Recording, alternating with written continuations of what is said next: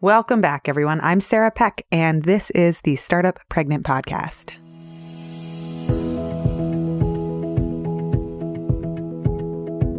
Sometimes it's hard for me to wrap my head around what a huge process birth and pregnancy truly is. We are inviting life itself into our lives. And with life, we also invite the potential, the reality of death. Sometimes I feel like the bigger my heart expands with love for my children and my husband, the more scared I am of all that I will one day, someday, inevitably lose, because it's all part of the process. There's new life, there's death. These are things that happen. Today, we get to go deep with a wise and inspiring woman. Christine McAlister is the founder of Life with Passion. It's a company that focuses on helping people leave their boring or unfulfilling 9-to-5 jobs. And she helps people, high achievers, make 6 figures from what they really love doing. She's an entrepreneur, a business coach, and as of this year, a best-selling author. She has also overcome huge heartbreak. She started her company after she experienced a full-term stillbirth of her first daughter, Mave. We talk about her pregnancy experience, her journey in becoming a mother, and how that inspired her to launch her company. Today, she is the proud mama to a rainbow baby, Fiora, and they live with their 2 rescue dogs near their Arabian horses in Louisville, Kentucky. We also geek out about her book, and she shares with us an overview of the 7 key tools in her book, which we walk through, and they are so genius and so helpful. I am so grateful, as always, to get to host these conversations. So let's dig in. Welcome to the Startup Pregnant Podcast, where we talk to creative leaders about what it means to be an entrepreneur and a parent. I'm your host, Sarah K. Peck. Before we jump into today's episode, I know that many of you know this year we have been running a 9-month mastermind for a small group of startup pregnant women. I wanted to tell you a little bit more about it and clue you in for how you can sign up for the next one if that's something you're interested in doing. We have a small group of women that are coming together to have deeper conversations around motherhood, pregnancy, fertility, entrepreneurship, business building, family, and all of the complexities and challenges that go into each of these things, and trying to do them in overlapping ways. We will be kicking off the next round of the mastermind in the spring of 2019. If you are interested in gathering with other women for open, honest, and deep conversations around what our lives actually look like, not hiding parts of them, not pretending that we're not pregnant, not pretending that it's easy, celebrating the great stuff, all of that, then head over to startuppregnant.com/mastermind. You can get on the wait list for when the next round of applications open. And I have a free email series that walks through how I structure the mastermind, what a mastermind is, how it works, how much it costs, so you can learn more. I'm not going to keep these things from you. I will tell you all about how it works and exactly what we do. And then if it's the right fit for you, sign up and apply and join and make your own masterminds, because I so believe that there is power in women gathering together and having honest conversations where we witness each other in our lives, in our hopes, and in our struggles. The link is in the show notes if you are out walking around listening to this right now and you can't write it down. It's startuppregnant.com/mastermind, and that will give you all of the information that hopefully you are looking for. Okay, let's get on to today's episode.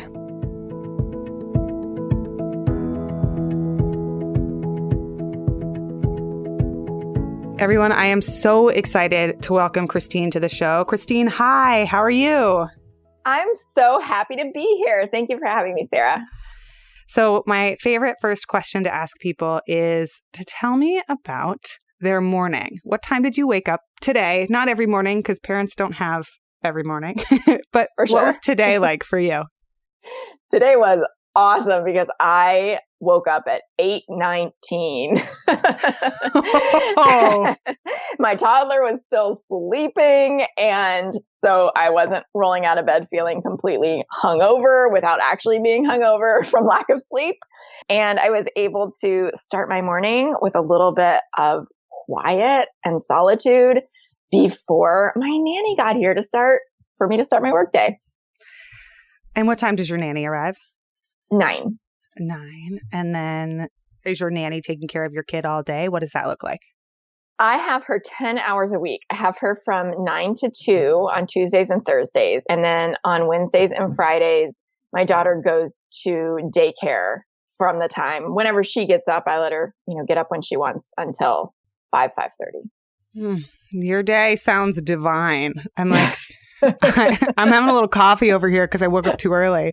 And then I was telling you before we started the podcast, my kid decided to take a shower with me. So this is parenting. This is parenting. And I am completely giving myself permission to sleep in right now because for so long it was a 5 a.m. wake up call. Yeah. How old's your little one? 22 months. 22 months, almost 2 at the time of this recording. Yep. So let's go back in time. I want to cover a little bit of ground before we get into your parenting journey and your business story, because your business story is so new.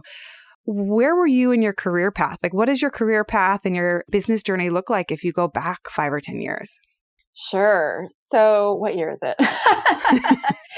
10 years ago, I was still in a 9-to-5 that I really, really disliked. And I had known since getting out of school, really my whole life, I've known I wanted to be a business owner and an entrepreneur. But when I graduated from grad school, I became a professor, and then I became a career counselor and did those things for several years while side hustling as a digital marketer, which is what I really wanted to do full time at the time that I got out of school. And so I did those things, and there were things that I liked about both of them, but I really disliked the 9-to-5 structure. I really disliked the politics. I really disliked the income cap and knew that I was capable of a lot more. And so that's where I put my spare time, was in building this digital marketing agency on the side.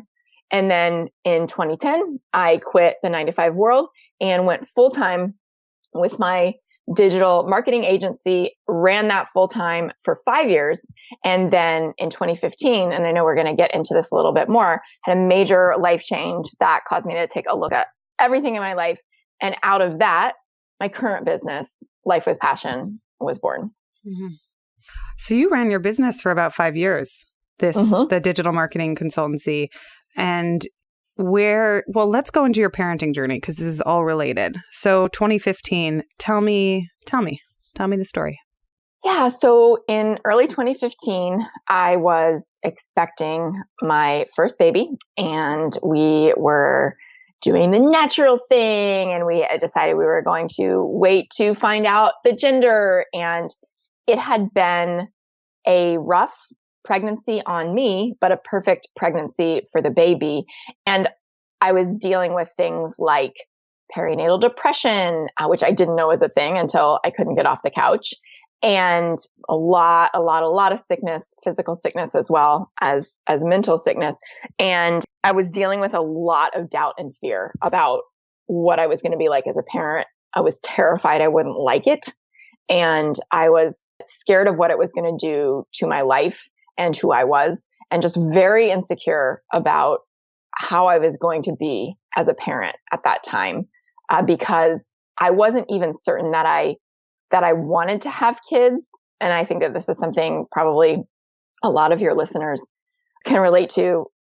I loved to work. I love my work. I grew up with a stay-at-home mom. And so I was having a really hard time reconciling what I grew up with and how it would work with what I wanted my life to look like, in addition to releasing the judgments that I felt like I grew up with around having, what it looked like to be a working mother, because it was different than my experience. And when you're 10 years old, everything's black and white, right? So anyway, I had experienced 3 early miscarriages. And that was sort of how I found out I could even get pregnant. And so I was really wrestling with this whole thing. And then I got pregnant with my first baby. And so that was what the pregnancy was like. But it had been great in terms of everything going medically perfectly until our 37-week checkup, when I went in. And, at this point, it's put your feet up on the couch and wait for the baby to come. We just put the car seat in the car, and they put the Doppler on and could not find the baby's heartbeat.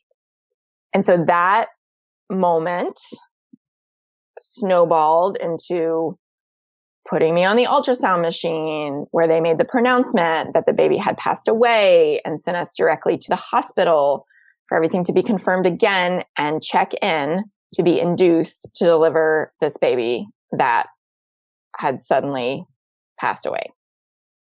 Oh my God. If it's okay with you, can you tell us what that experience was like? Yeah, sure. I actually really like talking about her, because really these are the only moments that I had with her. I was so anxious in pregnancy that while we kept track of some things, of course, now if I had to do it over again, I would write down everything. I would write down, more than the few memories I have about what kind of music she responded to, or the fact that she liked hearing my husband read to her, because he was very excited and also not sick in the pregnancy. He was very, very excited to become a dad. So the hospital thankfully had a protocol in this situation, and we had become friends with our midwife. And we also had a doula. And so we were very supported in this shock and numbness and going through the motions and wondering how in the world this happened, because we didn't think it did. We felt like we never heard of something like this happening, and we were kind of young and very healthy. And so it was a lot of shock and grief and, what you can imagine, right? They ushered us into a delivery room where they had covered up with just blankets the pictures, the happy baby mom pictures that are on the walls in every room. And they put us in a corner where it would hopefully be so quiet on the wing that we wouldn't hear other babies crying, and I refused to leave the room the entire time that we were there. I was just thinking, I can't deal. I don't want to see anyone else. I don't want to risk seeing anyone else. And it took a while for them to physically prepare my body to be able to hook up to Pitocin and everything to go into labor, because my body wasn't ready. And it was the worst snowstorm in the city's history the night that she was born. And so it was trying to get the family members we wanted, trying to figure out how to let them know, and could they drive in, and could they even get there in the snow. And once they got there, they had to stay because nobody was digging out. I had to be driven home from the hospital in a friend's 4x4 truck. We decided to find out the gender while we were waiting for her to be born, and we named her while we were waiting for her to be born. And we, at the encouragement of the nurses, brought a photographer in to capture her birth and the few moments that we had with her, and the service that I decided to have in the hospital, because I was told, we need to do something, right? But that was planning a 10-minute service in the hospital with these few people who got to actually see her was a little bit less unfathomable than planning a funeral for this baby that 2 days before we had literally just gathered all our friends and family for a baby shower. Mm-hmm.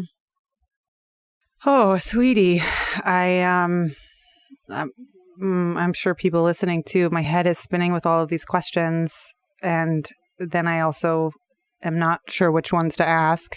And you tell me too, I know it's been some time has passed now, so you're able to talk about it a little more. I'm assuming. Yes. Yes. Yeah. I actually don't want to put words in your mouth, because that's not my place. What is labor like? Like, how was that? It's interesting because at that point in my life, I was a people pleaser. Like I had kind of, in a way, lost a fair amount of who I actually was when I was a kid, who was this very precocious leader type who, tried to run the classroom and would get shot down by the female teachers who were triggered by me. And, I pretty quickly learned that I needed to be nice instead of a leader in order to get the positive attention I wanted as an oldest child. And so I of course was being treated by the patient or treated as a patient. I definitely had my own emotions, felt my own emotions, but I think that also I was managing a lot of other people's emotions, including my husband's, who was very outwardly emotional about the whole thing. And my parents, my in-laws, even some of the care team. God bless my midwife. She had her own loss experience, and so had never chosen to walk through one of her patients' losses until me. And so understandably, she was very emotional, but she was committed to showing up for me and walking through this process. And so I think that in a lot of ways, I kind of turtled up. Like I couldn't get on the phone and tell people what had happened. I left that to my husband, bless him. And I just kind of went inward in my shock and did what the nurses told me to do and used that extra pain pump like it was my pacifier. Mm-hmm. Mm-hmm. And really, I couldn't fathom how I was going to do this. And I actually told them, I'm not doing this. Like, knock me out and wake me up when it's over. And they said, well, we can do that, but we actually recommend that. And because we know that for your grieving process, it's important for you to experience this so that you're going to be able to understand what happened. And I went, okay, fine. Right. Like I just have to trust the advice of these people who've been through this before, who've been trained for this. At first, the thought of having someone there to take pictures seemed completely absurd to me. Why would I want to remember this? Now, that's all I have of her. And if my house is burning down after, my living family, like that's what I'm saving. So it was about 36 hours from the time that I was admitted until my body was ready to deliver. And it was largely, I was numb. And I would say that the physical demands on my body probably had a lot to do with that, looking back, and also just the complete shock, right, of trying to process this completely upside down experience that was so the opposite of what I'd spent the last 9 months preparing for. What was she like, and how do you remember her today? I love that question. She looked like me, and my mom was able to see it. She said, gosh, she looks exactly like you. And we didn't get to, of course, see what color her eyes were, or obviously we didn't get to hear her voice. She was tiny and petite and just perfect. They ran every test that I would allow them to run on myself and on her and didn't find anything of note. So we'll never know medically why this happened. And my husband got to spend a lot more time with her than I did for, medical reasons, like I couldn't move, and emotional reasons, like I fell asleep because I was so exhausted, etc. But that's what I remember of her, is just that she was so beautiful. And that's what I see when I look at the pictures too, is that she looked like me. She's beautiful, tiny and perfect. What happened next?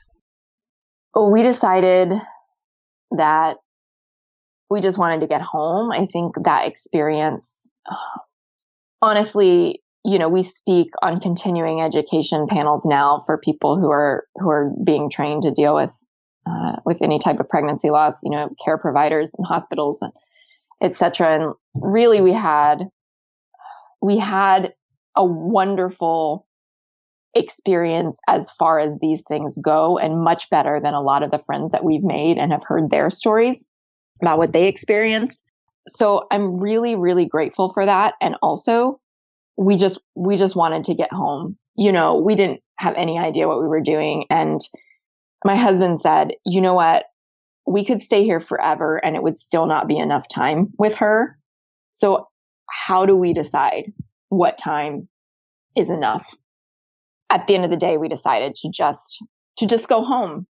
I might go back. I would go back and do it differently. I would go back and spend more time with her if I had to do it over again, if I got to do it over again.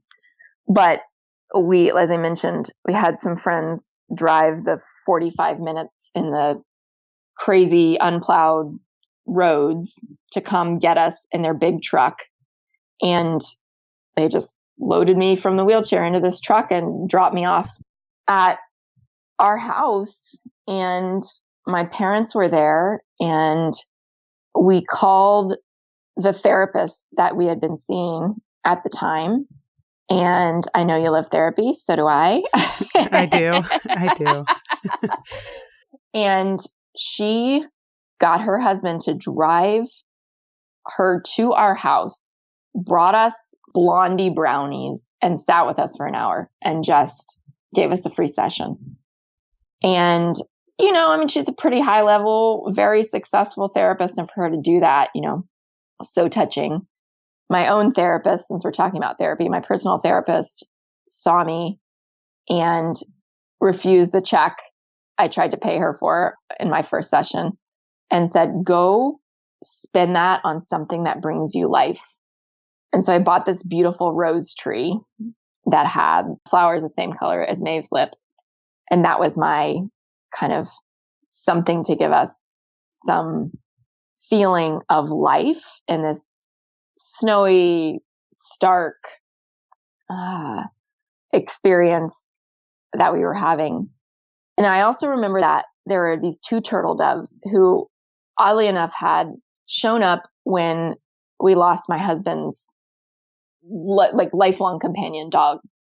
And they had shown up on our back porch and they just hung out there for a while. And I thought, that's really weird. I've never seen these birds before. They're obviously here for the dog.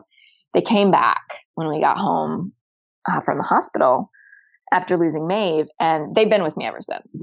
So we've moved since. They regularly dive bomb my car, like poop on my, back deck, and just, I see them, they sit outside my office window all the time. So that's been a very special thing for me. But we packed up and we followed my parents home to their brand new house. They had moved from Orlando to Nashville and had been in their house one night when I found out that Mave had died.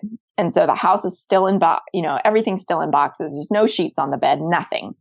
And I just said, can we come home with you? Because I cannot be alone. And we don't want to be here, with our nursery. Yeah. So we packed up and followed them down and spent we had to go to the funeral home first and make those arrangements. And then we went to Nashville for 2 weeks and just camped out, and cried and laid around and hibernated and waited and tried to figure out how we were going to tell people outside our inner circle and when, and figuring all of that out and starting to figure out how to start wrapping our heads around being the parents of a dead baby. It's like an impossible question. Yeah. I have a blank in my brain because I think I can't. It's so hard to get there and be like, what do I think about? Yes. Now you have a toddler you mentioned when we first started this episode. So how do you move from where you are in this profound loss and grief? How does the day-to-day change, and what is the conversation about trying again look like? Well, when we were sitting with our midwife before she sent us over to the hospital, for whatever reason, what this meant for our future family planning came up in that conversation. And I don't remember if we asked her if she said it, but she said, this has no bearing on whether you can try again or whether you're going to have a successful pregnancy. And I was like, really? But what they told us is that we needed to wait 3 months before we could try again, which, to be honest, at that point felt like all we freaking wanted was a baby in our arms, you know? And of course, anyone who has gone through a delivery knows what the physical recovery of that was like. And then, you know, having your milk come in and not having a baby to feed and, you know, dealing with PTSD and all of these things. The interesting thing is that when they put her in my arms, I looked at her and I was like, oh, now I want to do this. Now I'm sure I want to do this. And if she was here for me to do this, I could and it would be okay.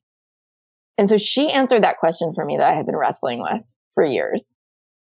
And so I knew I wanted another baby at that point.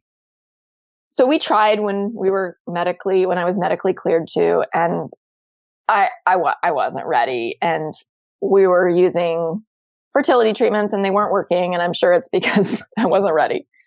And they also made me crazy. And so crazier than, you know, a mom who's just gone through this would be anyway. And so after a few months, I looked at my husband and I said, I'm done. Like, let's go take a big trip.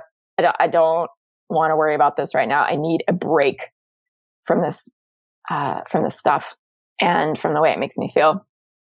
And so we took a break for several months and then I tried a new medication about almost 10 months after she was born, and it worked on the first try. And I got pregnant with actually I was at one of my best friend's weddings. I was her maid of honor. I got to make this beautiful speech about how she and her new husband were the only people outside of our immediate family that we had trusted in the immediate wake of losing Mave. Like, we had them over to our house and just sat at dinner and like cried, and it was fine. And they were those people for us because they've both been through really hard things. And so I was able to give that speech at their wedding. And it was on that trip that I got pregnant with my rainbow baby. I want to ask you a little bit about the question that you were wrestling with, because I think that it's one a lot of people ask, do I want to become a parent? Do I not want to become a parent? How will it change me? Some people have a clear, I want to be a mom, or I want to be a dad, or I want to be a parent. But for so many people, that's not true. What was that like for you? And how did it come about that you finally ended up saying, yes, we're going to do this thing? Well, with Mave, do you mean? Or... Yeah. Like, so I'm going backwards a little bit because I'm just curious about the journey, because I know that once Mave arrived and you saw her, you said, oh yeah, this is a thing that I'm doing. But what was the before like of wrestling with the decision and figuring out what was right for you and your partner? Yeah. Well, my husband and I had a rocky first few years of marriage. And so at that point, it wasn't even really on the table for discussion. It definitely didn't feel comfortable to me at that point to be having that conversation. But when we got to a place that was stronger in our relationship, we started having the conversation, and he was 100% yes. And I was like, but wait, I'm still kind of like back, like, yes, we're much happier and our relationship is much stronger now, but like, I'm really conflicted about this. You're the dude. Like, you know, you, in our conversations back then, you go off to work, right? I have my work that I really love. And I think being an older parent, I was pretty acutely aware of I was much more aware of how my life and our lives were going to change than I would say that he was at that point. And if he were here, he would 100% agree with me. So the miscarriages were how I found out I could even get pregnant. And that felt really conflicting to me, because obviously there was the grief of going through those and, oh my gosh, my body's betrayed me, but do I want this or not? right? And what am I going to do about it? And what do I need to do about it? And is this the thing I want to do? When I got pregnant with Mave, it was not on purpose. It was not the result of fertility treatments. And so that kind of added to the conflict over it because it didn't feel like something that I had chose. I kind of like to be in control, and I wasn't, right? Yeah. I wasn't in control of the choice. I wasn't in control of my body. I wasn't in control. I didn't feel at home there, and because it wasn't planned, I think that made it even more complex for me and why I really, really wrestled with it the entire pregnancy. I'm so glad that you're sharing so many of these different things because I think these experiences are not mentioned as often. The grappling with whether or not to have a kid, the depression, the shock waves that even just being pregnant can send through your body and your psyche as you think about all that's coming. And then now I'm skipping forward because I also want to make sure we have time to talk about what came out of this experience. 10 months after you lost Mave, you got pregnant again at this bachelorette party or a wedding? You were giving the speech. Wedding. At a wedding. And what was that like? Terrifying. I mean, yeah, terrifying and isolating and anxiety producing and all of the things that you could imagine that it would be. I pretty much hid out for those 9 months. We had just the month before moved into our dream house. After losing Mave, we were just kind of like, screw it. We're doing these things we've been talking about for a while. We took a trip to Europe, sold our house that no longer fit us, and moved and bought this house that we're in now that we love. And so being in a new city also, I was able to hide out,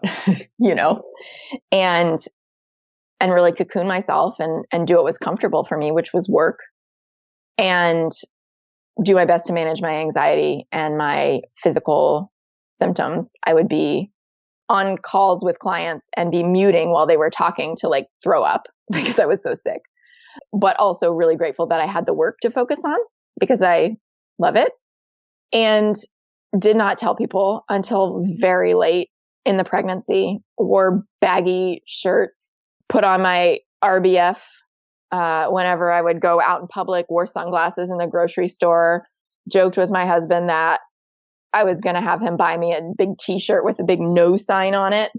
But apparently like the constant scowl that I had on my face out in public was enough to scare people off because nobody ever asked me about my pregnancy or told me everything was going to be fine, which is really what I was scared of, that I would just lose it, and be very angry if somebody tried to give me words of advice or comfort about my pregnancy, because people had said the stupidest things to me after I lost Mave. And I was just like unavailable for anybody to talk to me who I didn't want to talk to. So no, people say the dumbest things. They do. And kind of to your point about not even being able to wrap your mind around what that experience must have been like or what it must feel like. I also get it because a lot of parents don't want to imagine it because it is unfathomable to think about losing your child, right? So instead, where they're comfortable going is saying something idiotic like, well, there must have been a reason, or God needed her more than we did, or some crazy she's in a better place. Yeah. Right? Like, she's fine. I'm not worried about her. I'm the one who's destroyed, right?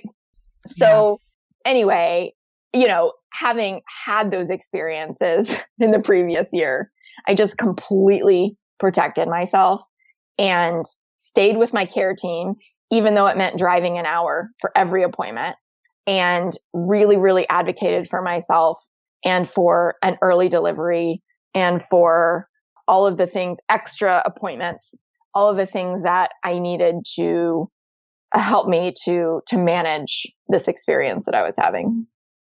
Absolutely. And to be fair, I also, listeners, I say dumb things. Like it's not, people say dumb We things all and we do. all do it. So I have said the dumbest things to my friends and later on been like, oh, like why? And I generally, if people say something that's better than radio silence, so don't be afraid of saying something stupid. It is okay. Or sometimes you just put a big nag up there and you're like, don't talk to me. Don't even. I agree with you though. It's saying something and being in any way present is better than radio silence, because we were very surprised by the people who completely dropped off the face of the earth and by the ones who showed up. It was not who we would have expected. People get so uncomfortable. It is such a scary place to be, and that discomfort terrifies people. And that's I think that's why people say such stupid things, including myself, because we're trying to speed quickly to the point of it being better. We're like, oh well, here's how it gets better, and you're like, no. Head. It sucks. It really sucks right now. like I am grieving something to make it better, which is why you're struggling to find the right words, because there are none. Right. And so and I totally said the most inane, stupid things before going through this experience myself. And I completely own that. And I'm sure I say things about other experiences that I don't get now, but this is the one where I'm like, oh, I've been through that. And I would love to help people understand how to better support people going through this type of loss, because pregnancy loss is pretty common, but it's not talked about that much. Yeah, it is. It is 100%. And for people listening, if you know people going through something hard, you can just own the awkwardness of saying like, I don't know what to say at a time like this, or I'm sure that I'm going to put my foot in my mouth, but I have to let you know that I'm sure this sucks. And I wanted to say hi. I'm here. I'm here. Yeah. What would you like? What do you think? I just totally injected my own opinion. So what do you think? No, I completely agree with you. I think one of the big things for this type of loss is that any parent who's lost a child, really anyone who's lost someone is that they deeply care about, is scared that their memory is going to be forgotten, right? And I think a lot of us hold a torch for those we've lost to kind of keep their memory and their legacy alive. Well, the difference with this type of loss is that there are no memories, There are a few pictures, like 2 sonograms.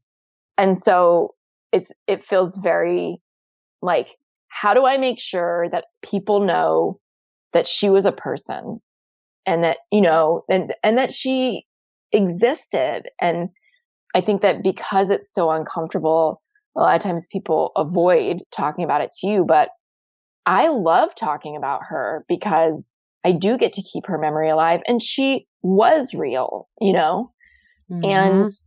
And so I think that that's one of the biggest things that you can do if you know somebody who's gone through this, is to speak their child's name, if they gave their child a name, to ask them how they're doing with it. And just to be there, honestly. That's it. Like, it doesn't matter if you say the right thing or the wrong thing. The fact that you're being available for their grief and for what they're processing is the most important thing that you can do, if you can handle it. If you need to just send a card and like not have a conversation, that counts, Mm-hmm. But I think that's the important piece there. I love that. That's such a good reminder and just awareness thing for people who maybe haven't experienced this before. So you have another kiddo and you have a brand new business. I do. Well, the business has now been around for a while. And a baby. Yeah. So two more babies. They're both toddlers now, right? Yes. Effectively. Well, the business is a 3-nager, I'd say. Okay. All right. Yeah. Tell me how the business was born and what it is that you're doing today with this business. Sure. So in the wake of losing Mave, I really gave myself permission to explore what my next level was, because I had known with the digital marketing, it was very comfortable. I was booked out. I liked my work. I loved my clients, but I had known that there was another level for me, and I didn't have clarity on what that was. And also didn't have a big urge to get that uncomfortable to figure it out. Well, when Mave died, I was like, screw it.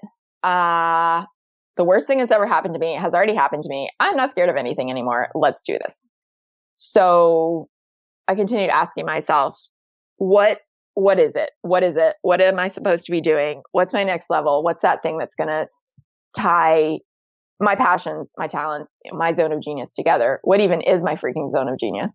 And I decided out of that process to hire my own first mentor and figure it out. And so what I realized as a result of working with her was that the thing that I was always doing was working to empower other people to become entrepreneurs. Like, I was always trying to convince people who had no interest in it to do it just because they were in my circle, right? So I wanted my husband to figure out a way to monetize his hobby of doing endurance sports. And I wanted my parents to monetize this and monetize that. My sisters, my friends, and they were like, we don't care. Like, we're happy going to our jobs. And so when I really looked at what my journey was like starting out, I had spent several years in a job that I really knew I wasn't meant for.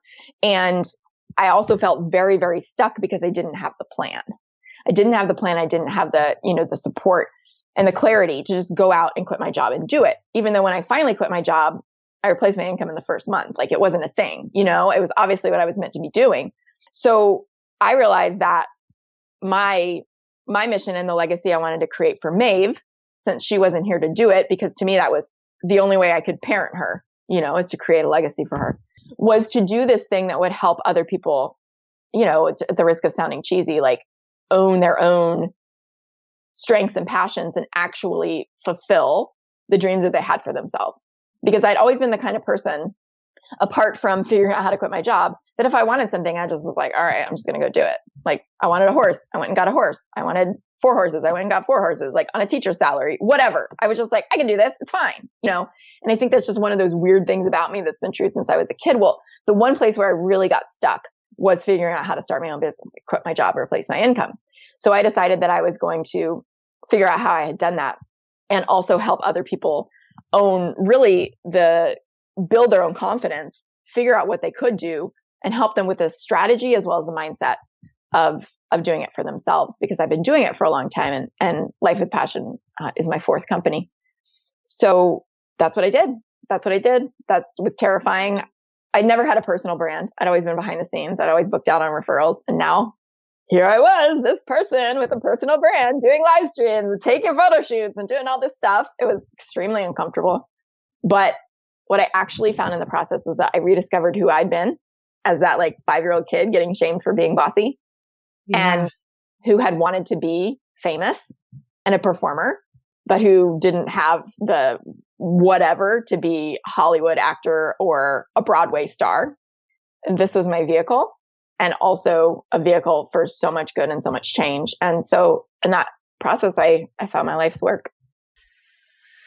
I have so many questions now about this, because first you took this life event and said, basically, screw it. I want to do what I want to do, and started a whole new company. But then also what you're saying now about moving into kind of front and center stage and owning that you loved building businesses and you love this entrepreneurial side. Can you talk more about what it was like to move front and center and to move into the owner seat and the founder seat and to build this business rather than what feels maybe more like freelancer behind the scenes before? Yeah, it was and still is uncomfortable at times as my business continues to grow. I think the thing that has been the biggest lesson for me is to continually check in with myself about what feels fun and do that. Because I think for a long time, I was all about, well, it should look this way and it should, check these boxes and da-da-da-da-da-da-da. And that wasn't fun.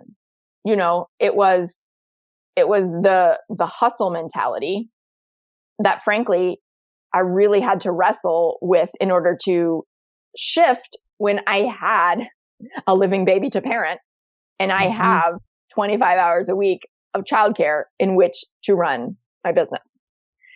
And when she was first born, I had none, and then I had 10 hours, So it's been an evolution, both in giving myself permission to show up the way that I want and to learn to do things like delegate more and trust more, because I do like things done well, and I do like things done a certain way. And hey, I could train someone to do that, and I can trust them with that if they're the right fit. What? So like all these little things that anybody who has a business in any sort of team is going to be like, yep, duh. But for me, it was a huge, huge step forward in terms of, like you said, actually becoming a business owner, a founder, a CEO, and owning and giving myself permission that there are a million different ways to build a business. I get to do it in the way that feels fun for me. I get to focus on the 2 or 3 things that I really, really love doing. And that's enough to build this business as big as I want to build it. And give us a sense of the business. What is it? What do you do?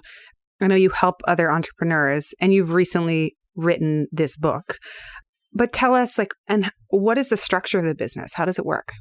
Yeah. So at the time of this recording, I have just released a best-selling, yay, book that really captures the work that I've been doing, which has primarily been one-on-one with clients over the past few years.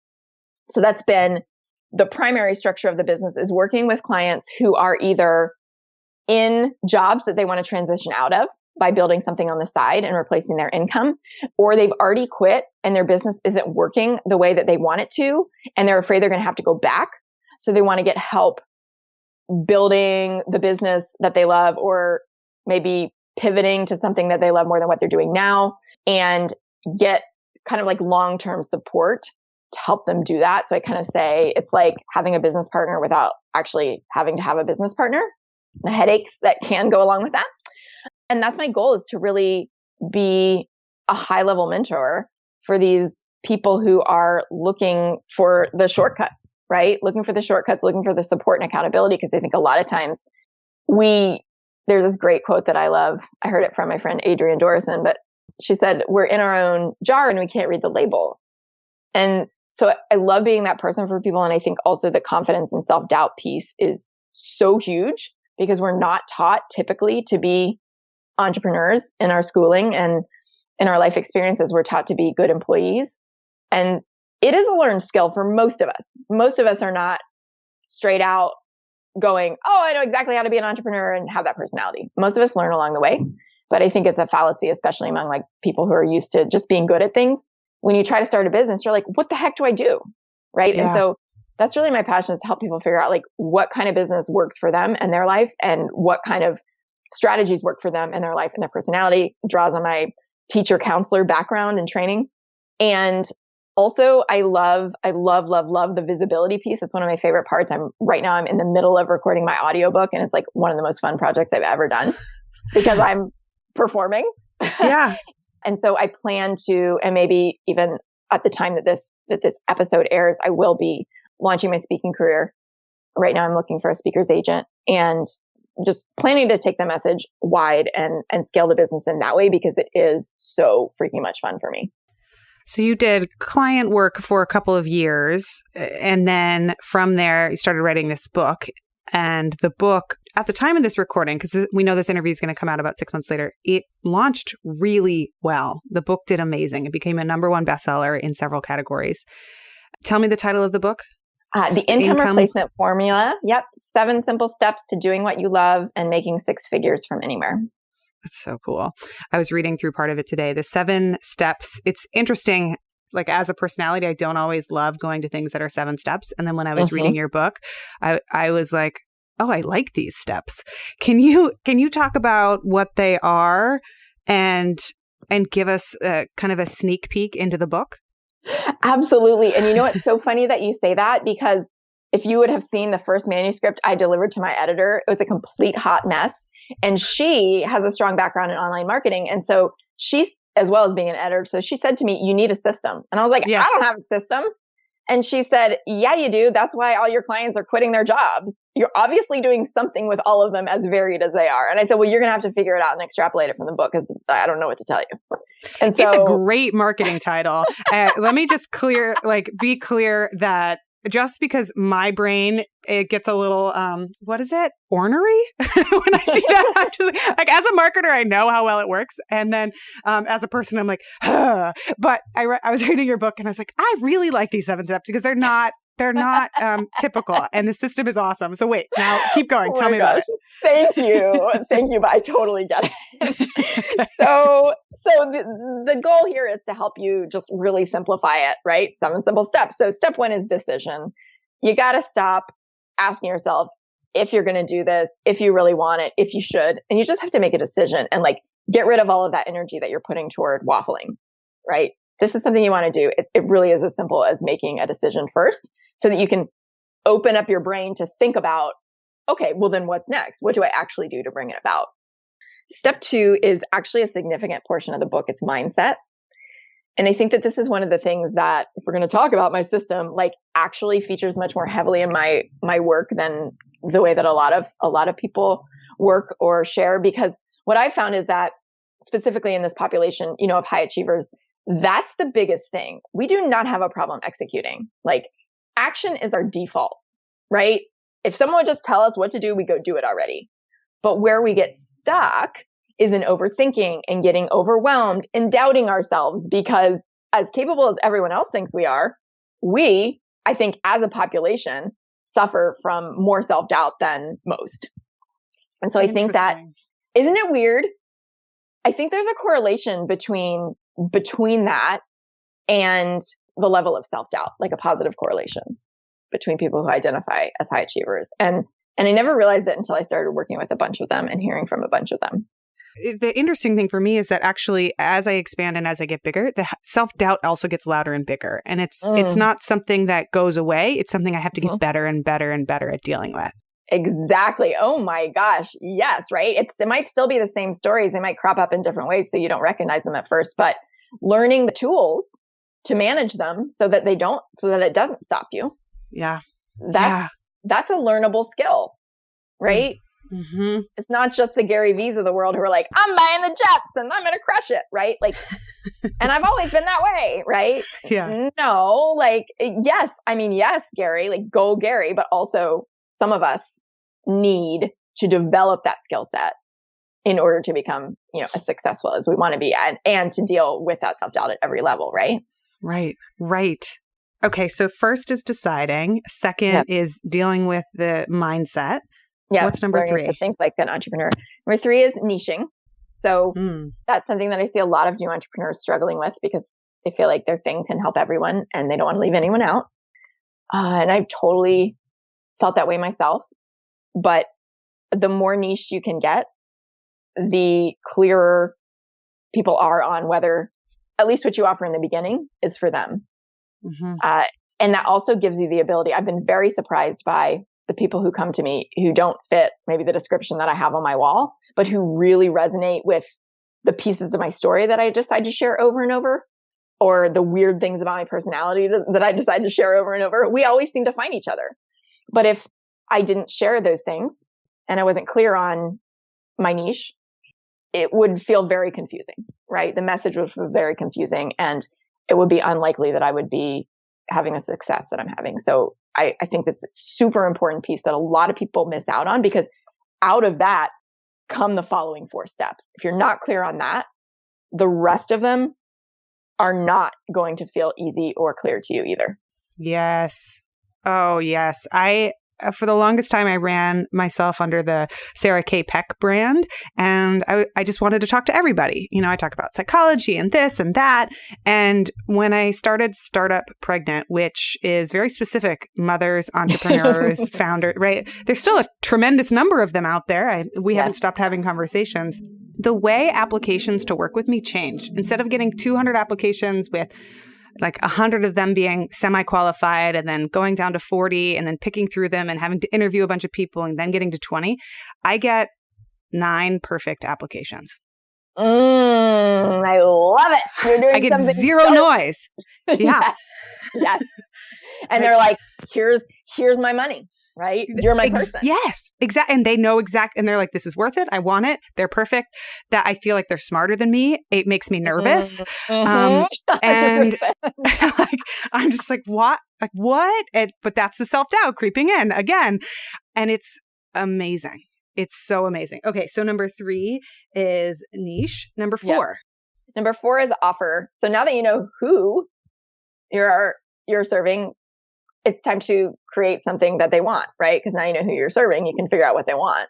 And in my opinion, the fastest way to replace your income and then start to scale your business from there, if you want, is to create premium price services and serve a small number of people really well. And continue to learn, hone your craft, validate your ideas, validate your messaging while you're making money, while you're replacing your income, while you're building your following, all of those things, as opposed to what I see a lot, which is, somebody going and spending a bunch of money to create a huge funnel and $7 tripwire for like a $97 program, and they have 100 people on their list, right? How are you, like, it's like scaling a business that's not even there yet, right? Yes. It's not even a business yet. So, but we hear so much noise about how you have to have a funnel and how you have to have this and passive income and blah, blah, blah. And create a course. Yes, create a course. Yes. Oh my gosh. There's a time and a place for all of that for some people. But if you want to replace your income in limited time on the side of your job, or you're out and you're freaking out and you're spinning your wheels, like, let's make some real money around here by serving a small number of people. I love that. And this is something Natalie Lucier has also taught me, which is the value of working one-on-one with clients is so high. And it's once you have said the same thing 40 times to 40 different clients, then you know what your course is or your book. Yep. Or you're exactly. Like, I'm tired of saying this. I need to just send you a link, or I need to just send you a $9 book. But it's after. It's not before. Love it. Okay. So 4 is the offer. 5. Yep. 5 is marketing. So now, whether or not you know anything about the online world, right? Because people wanting to start their own businesses range from like millennials who realize this 9-to-5 world is really disillusioning for them, to people starting their second chapters, looking at retirement age, right? And everyone in between. And so I believe that marketing can be very, very simple. And I also believe that there's so much hype, like we were just talking about how you have to have how you have to have the new hot platform, or how you have to have this number of followers, or how you have to have a list, or how you have to have a hot, landing page or whatever. And I believe that none of that is true in the beginning of your business. And I teach people to sell their stuff even before they spend the time on a website, because so often a website is a time suck that never feels good enough for you because of your self-doubt when you're starting a business. And so you're not making any money. You spend 6 months dinking around on a website, as opposed to creating real relationships with people on a platform that feels best for you, getting rid of FOMO and selling your stuff. Yes. It's so true. Like, how many different themes have you tried on your Squarespace or your WordPress website, and why hasn't anything changed? When you know what a website is? It can be a Google Doc. Like, you can literally have a Google Doc and say, this is what I offer and this is how you contact me. A Google Doc and an email address. You don't even need hosting anywhere. 100%. Nobody even looks at my website before they buy something from me, to be frank. And everything's out there for them if they want. And they're gonna, we'll chat, or they'll send me an email. What do you offer? What does it cost? I'm like, yeah, good, great to know. That's validated. You do not need a website. Love it. Okay, so we could do a whole separate show on marketing, which we may have to have you back and do. But number 6. Yeah, number 6 is visibility. So building on the marketing piece is really getting consistent with that visibility so that you can start to establish know, like, and trust. Because I think that what happens so often is people put one post out there and they've read all these posts about how one post made me $10,000. So they put their post out there and their thing doesn't immediately sell out. And they're like, well, I must be a failure. My thing must be terrible, going back to mindset. And then they hide out, right? So visibility is about believing that from the time you start putting stuff out there, people are watching to see if you're going to keep showing up. And if you're someone they can know, like, and trust, and then buy from, right? If you're a person that person wants to spend their money with, because you've been around, because you're consistent, because you're taking your business seriously, because you know your stuff, because you're providing that quote unquote value, that elusive thing that everyone talks about, right? And get visible in a way that feels good for you, right? Not because someone said Facebook Live is a hot thing. Get visible where your people are and just keep doing that thing and bringing in the belief again that that's enough. That's what I mean when I say visibility. Mm-hmm. I think that's so. It's as much about consistency as it is about actually doing the thing to get in front of people. Oh my gosh. Yes. Yes. Consistency and persistency, right? Like those are the two things you need to be a successful entrepreneur.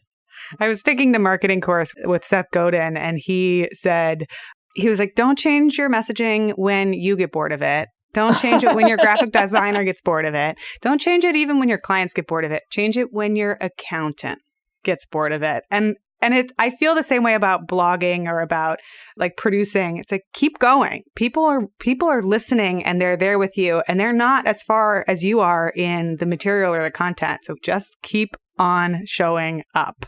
It's so true. It's like, if you are not blue in the face from talking about it yet, you have not even begun to talk about it enough. Yeah, exactly. When I send emails, I always get that twinge of like, oh, I'm sending too many emails. Like, this is too much. I wouldn't. And then my favorite joke is the toilet analogy of like, oh, somebody's on their phone on the toilet and they're reading this, and then they accidentally deleted it and they go back. By the time they get back to their computer, they've forgotten, and they definitely need another reminder. Because that happens to me all the time. Right? If you have a hot minute in the bathroom by yourself, but then you hit the wrong button. Totally. My toddler is currently at the age where he's like, Mama needs privacy. And then he closes himself in the bathroom with me. And I'm like, we got to work on this concept, buddy. You're supposed to be on the other side. Right. Privacy with you is privacy. Okay. So number 7. Number 7 is sales. And so this is, something that strikes fear into the heart of most new entrepreneurs and a lot of struggling entrepreneurs, right? Because I think what we picture when we picture sales is the used car salesman. And the phrase that I like instead is creating trust-based transactions. So building real relationships with people because you are real, and because assuming you're a nice person, which I'm sure you are if you're listening, like being nice and being consistent and providing value and being a person works. Mm-hmm. And so I love, talking about sales in a no pressure, non-icky, non-salesy way, because it is possible to sell in that way. And it is possible to do it without a 5 million email funnel that hounds people, right? I mean, there's a difference between reminding them when they get back to the computer and like blowing up their inbox, right? Right. So there's a difference between 4 emails and 34. Yeah, exactly. Exactly. Yeah. So it's about connection and about truly creating relationships, right? Whether you're doing that, of course, I recommend at the beginning of your business, you do that one-on-one. But even as you scale, how do you replicate that feeling of connection and of it being an actual like relationship, no matter what the platform, that you're being real, that you're being authentic, that you're being genuine? That's what we're all looking for when we look to buy from someone. And so of course, that's what your people are going to be looking for when they buy from you. I love this. Where can people find your book? On Amazon. You can find the ebook. You can find the paperback or the Audible version. Or if you want to read more about it, you can go to the incomereplacementformula.com. I love it. And what is next for you over the next 6 to 12 months? What are you working on in your business and in your life? So a big thing for me is launching my speaking career. As we chatted about, I'm really excited about that and feeling like that's the next big direction for my business, as well as, serving some larger groups of people. I am considering adding a second living child. Not really sure how to say that right, because it's not my second child, it's my third child, but you get what I'm saying, having listened to this interview. Considering adding another baby to my family. So really having those conversations in my head right now.